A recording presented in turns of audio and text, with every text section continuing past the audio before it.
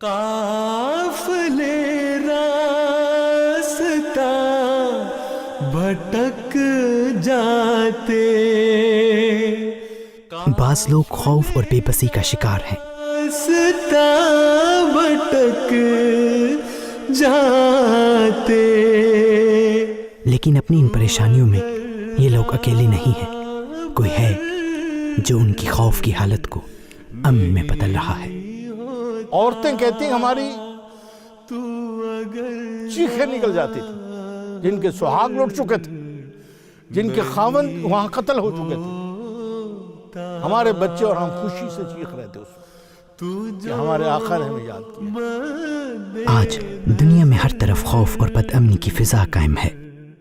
کہیں یہ خوف کسی جان لیوا بیماری کے ہونے کی وجہ سے ہے، تو کہیں اپنے کسی پیارے کے کھو جانے کا خوف انسانوں کو بے چین کیے ہوئے ہے.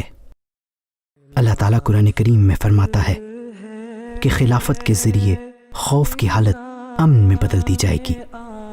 اس کے کیا معنی ہیں؟ کس طرح خلافت خوف کی حالت کو امن میں بدلتی ہے؟ اس کے کئی مطالب ہیں. اصل میں نمبر 1 یہ جو فرمائے وَلَا يُبَدِّلَنَّهُم مِّن بَعْدِ خَوْفِهِمْ امنا، اس سے مراد وہ جو شخص خلیفہ بنے گا، خدا اس کے دل سے خوف کے نام کی چیز کو اٹھا لے گا. سارا جہان کانپے گا خوف سے، لیکن وہ جس کو خدا خلیفہ بنائے گا اس کے دل سے پھر خدا تعالیٰ خوف کے نام کی کوئی چیز نہیں رہی. اس کی ایک مثال خلافت ثانیہ کے آغاز میں بھی نظر آتی ہے کہ جب مولوی محمد علی صاحب اور خواجہ کمال الدین صاحب سمیت بہت سے احباب نے خلافت کا انکار کرتے ہوئے جماعت سے علیحدگی اختیار کر لی. جماعت کا خزانہ خالی کرتے ہوئے انہوں نے تو یہ دعویٰ بھی کیا کہ اب قادیان میں الو بولیں گے.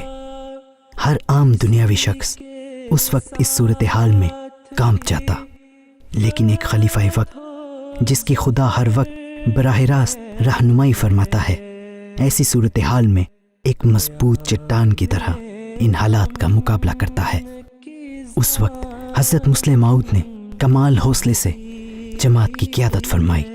چنانچہ آپ فرماتے ہیں دنیا زور لگا لے، وہ اپنی تمام طاقتوں اور جمعیتوں کو اکٹھا کر لے، عیسائی بادشاہ بھی اور ان کی حکومتیں بھی مل جائیں، یورپ بھی اور امریکہ بھی اکٹھا ہو جائے، دنیا کی تمام بڑی بڑی مالدار اور طاقتور قومیں اکٹھی ہو جائیں اور مجھے اس مقصد میں ناکام کرنے کے لیے متحد ہو جائیں، پھر بھی میں خدا کی قسم کھا کر کہتا ہوں کہ وہ میرے مقابلے میں ناکام نہیں. اور خدا میری دعاؤں اور تدابیر کے سامنے ان کے تمام منصوبوں اور مکروں اور فریبوں کو ملیا میٹ کر دے گا. یہ وہ آواز ہے جو زمین و آسمان کے خدا کی آواز. تاریخ گواہ ہے کہ مخالفین نہ اس زمانے میں کچھ کر پائے نہ آج. یہ سلسلہ بغیر کسی خوف کے ترقیات کی منازل طے کرتا چلا جا رہا ہے.